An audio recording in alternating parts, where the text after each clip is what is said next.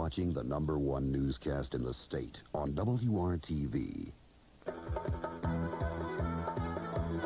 The news tonight with Howard Caldwell and Clyde Lee. Sports with Ken Double. And weather with meteorologist Bob McClay.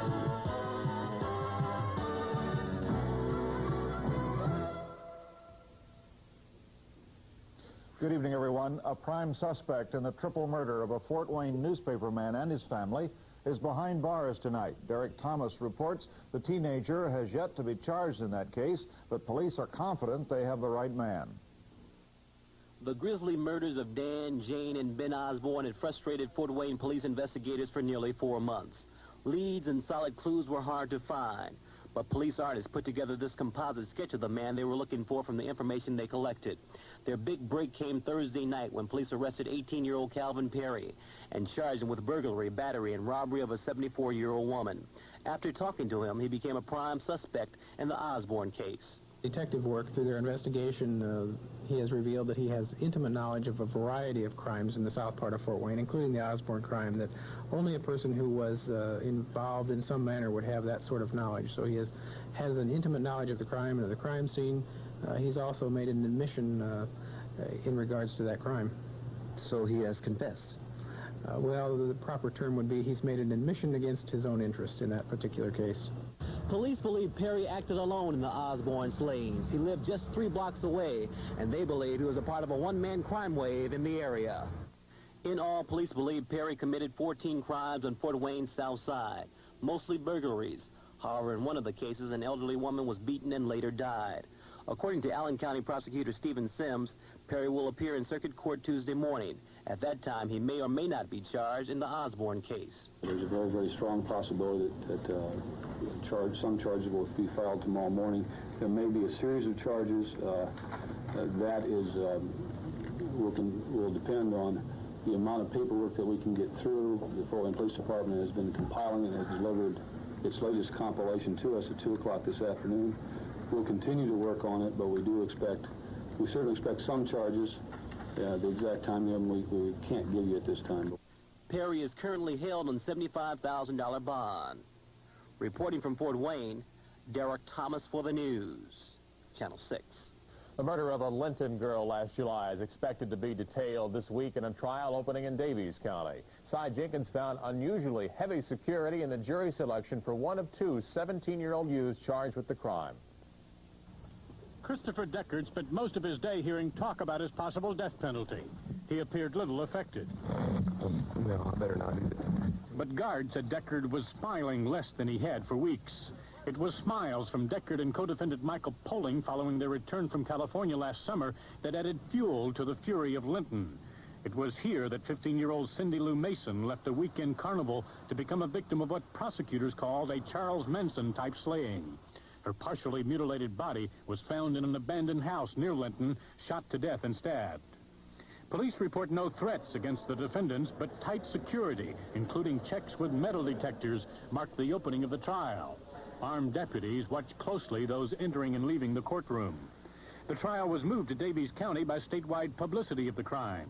Several counties near Linton had been eliminated as offering no possibility of a fair trial. Deckard sat unblinking in the courtroom, his hands clasped most of the time, as attorneys questioned 17 prospective jurors about their knowledge of the case and their opinions on the death penalty. The defendants are being tried separately. As Deckard's attorney Larry Wagner explains it, the best way to go for his client. Opening arguments are scheduled for later this week. Deckard's trial is expected to last at least a couple of weeks. Then Poling, the man Deckard says was the actual attacker in the crime, begins the same process in the same courthouse. From Washington, Indiana, Cy Jenkins for the News, Channel 6. 2 men who ran a silver recovery company say they are not guilty of mail fraud. William Roberts and William Riddle were arraigned today. Roberts left court with his attorney, Jim Voiles. The 35-year-old, who now lives in Hawaii, ran Consolidated Silver Recovery Company. The firm sold silver recovered from used X-ray film. Allegedly, the money from the silver sales was never passed back to hospitals and others who provided the film. The sick-in job action at the Pendleton Reformatory appears to be over. The weekend job action by guards was called in protest of overtime policy and the reassignment of 3 guards. Corrections officials say 16 guards called in sick over the weekend. They say the 16 will be interviewed and action will be taken on a case-by-case basis, but there could be a recommendation of a suspension. Marion County Prosecutor Stephen Goldsmith says unless some prompt action is taken by the state legislature or the Indiana Supreme Court, thousands of convicted felons in this state could be set free. The problem in misinterpretation of Indiana's guilty plea law. If a trial judge omits a few words or paraphrases the provisions of the law concerning minimum and maximum sentences, Goldsmith believes the guilty plea could be tossed out. The prosecutor wants the state Supreme Court to hold an emergency hearing in the legislature to rewrite the law. Unemployment is going up in Indiana, but it's still well below what it was a year ago. Figures released by the State Employment Security Division show the November jobless rate at 10%, up from the October rate of 9.3%, but still under the November 1982 rate of 12.8%.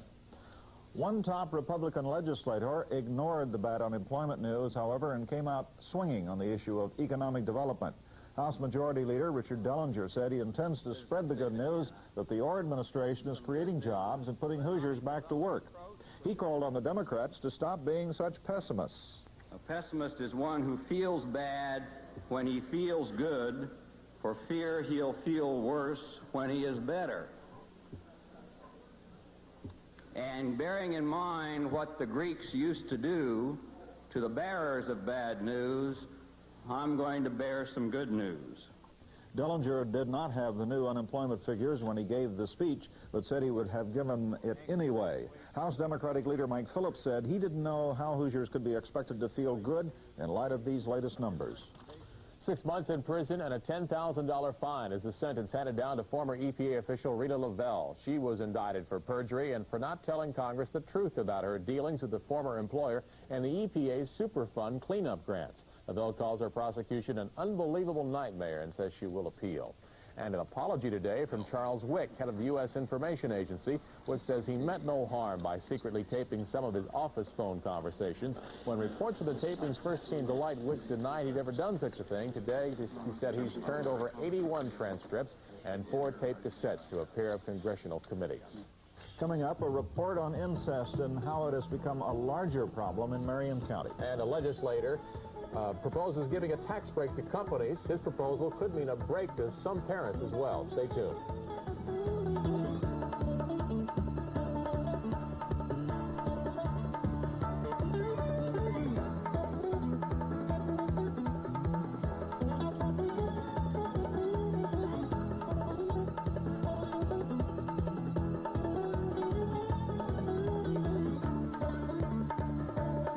New district boundaries and election rules may have current members of the Indianapolis School Board seeking the same seat in one of the new districts. Under the guidelines adopted by the State General Education Commission, 5 board members would be elected by voters in the districts in which they reside, and 2 others could run at large. Well, currently, the members are elected on a citywide vote. Now, the new boundaries have members Dick Guthrie and Paul Neal living in the same district, and that could make them opponents in the May election. If I run, I will be against Paul if Paul runs. I am leaning toward running. When do you think you'll know? In about 2 weeks. Dick said he's leaning towards running. I fully expect him to run, and I'm certainly intending to run, so we'll just have to see how it comes out. Either man also has the option of running for at-large post, although Neal said the effort would be so great it would not be worthwhile. The boundaries also put members Lillian Davis and Hazel Stewart in the same district, but they are not up for re-election until 1986. The system also staggers elections, with 4 members picked this May and 3 others chosen in 1986. Howard? Indiana companies would be encouraged to provide daycare service or hire disadvantaged youngsters under a proposed State House bill. Indianapolis Democrat John Day has introduced a bill in the House on both of those subjects. Under the first bill, companies which set up daycare centers for their employees would be allowed to take 10% off their state income tax bill. The second bill would give tax credits to firms which give summer jobs to teens from low-income families. Another bill introduced in the House would let first cousins marry if one or both are incapable of conceiving a child. Under current state law, first cousins may marry if they are both over the age of 65. Perhaps you watched the ABC movie Something About Amelia. The movie dealt with the sensitive topic of incest. Some studies show 1 out of every 6 women is a victim of incest by the age of 18. And here in Marion County, the problem is increasing. Tracy Horth reports. My father's been messing around with me. Incest. To some, it's the last taboo. They're forced to have sex, they're forced to give oral sex, they're forced to go through sodomy. Statistics indicate the majority of incest victims are female, their ages ranging from infancy to teens. The perpetrators, their fathers. There are exceptions, like an uncle or a brother.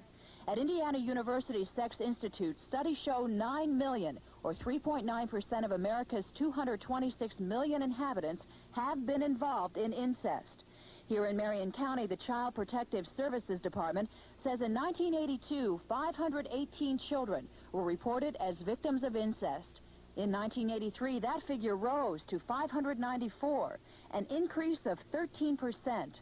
However, no one knows if that is an actual increase in cases or an increase in cases reported. How do incestuous relationships begin?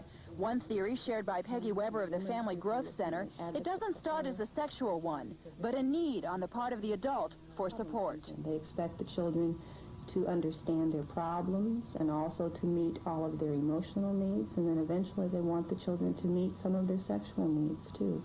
Coral Cole, affiliated with the Julian Center, has yet another theory. A common element in an incestuous family is a family where it is believed that the father has more rights than anyone else. And the more extreme that view is, the more chances are laid for incest. Both women agree that incest does not discriminate. It crosses all economic, social, religious, and ethnic lines. The family in Something About Amelia, members of the comfortable middle class. When does a child realize that what's occurring doesn't happen to all children? Some discover it when they first go to school. Legally, anyone who suspects an incestuous relationship is obligated to report it. The cases will be investigated and could result in charges. But the Family Growth Center and the Julian Center stress counseling, obviously for the victim, but also for the perpetrator. My wife says that Amelia's in very bad shape.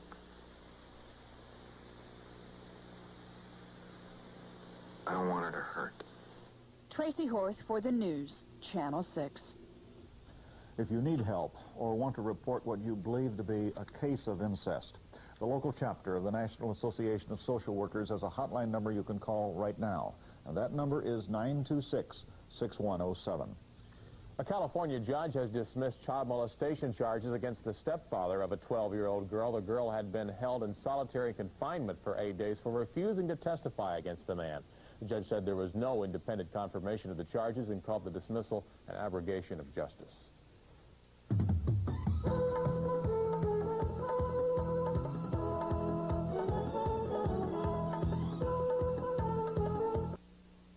Bob McLean weather bears the seal of approval of the American Meteorological Society.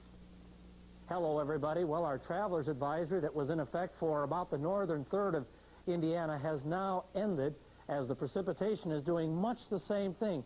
It's starting to get lighter or ending. In fact, it has ended now in much of the northern and western reaches of the Channel 6 viewing area and also throughout western portions of Indiana. Still some light sleet or snow being reported at Indianapolis and also at Fort Wayne. It's raining down around Cincinnati and east of Louisville. The snow continues from Fort Wayne on over toward Findlay and Toledo, Ohio. You can see the effects of the colder, drier air coming into western Illinois on the heels of brisk northerly winds. The clouds are beginning to break up there, and as the night wears on, and particularly tomorrow, we may see a kind of a cloud cover breaking up in much of our area. Taking a look at the Midwestern radar now, we find a rather extensive area, but this is all rain from western Kentucky and Arkansas south to the Gulf Coast, as another storm appears to be winding up. But this one is going to be affecting the East Coast, could bring a major snowstorm to that area by tomorrow night. The snow continues from around the Cleveland-Mansfield area on eastward into the western portion of the Keystone State of Pennsylvania. But as you can see, the precipitation is gradually diminishing over much of Indiana. If we take a look at our satellite pictures, you can see that drier air coming in. Notice this little arc of clouds right in through here. Well, as we start the motion, you will see that the arc of cloudiness has been dropping in a southeasterly fashion. This is the leading edge of the push of the Arctic air, another surge from that Canadian icebox that is spilling into the north-central portion of the United States and be with us for the next couple of days. You can see the northern edge of this cloud shield is also moving in a southeasterly fashion. The national map will show that storm now south of Shreveport, Louisiana. It's got the ingredients, certainly got an abundance of moisture, and will probably churn in a northeasterly fashion, and as I mentioned, could bring a very wintry type weather pattern to much of the Atlantic seaboard states by tomorrow night. But for us, high pressure will be dropping in a southeasterly fashion, bringing another surge of that Arctic air into our region. By tomorrow afternoon, it appears that the high will have drifted southeast to around Minneapolis, with the back edge of the clouds moving across central Indiana, still snowing to the east and southeast of our region, with some partial sunshine in much of the eastern plain sides. You can see the influence of that next surge of Arctic air with readings in the single digits and teens over a large part of the area, with readings generally 20s and 30s east and southeast of our area. Well, we've just dropped below that 30-degree mark, cloudy and 29, winds picking up out of a northerly direction at 17, and the barometer is rising. Today's high was 40, the morning low 27, 18/100ths of an inch of precipitation since midnight. Here's my forecast now for tonight. Colder with some very light snow or snow flurries as temperatures dip down mid-teens to low 20s. Tomorrow it'll be varying amounts of cloudiness and cold. Could even see some flurries of snow in the morning, but highs only upper teens to low 20s, and that north wind will keep the wind chill probably below 0 tomorrow. For Wednesday, quite a bit of cloudiness, some sunshine and cold, highs mid-teens to low 20s. Winter's back. Yes, sir, it sure is. Sports is back next, too.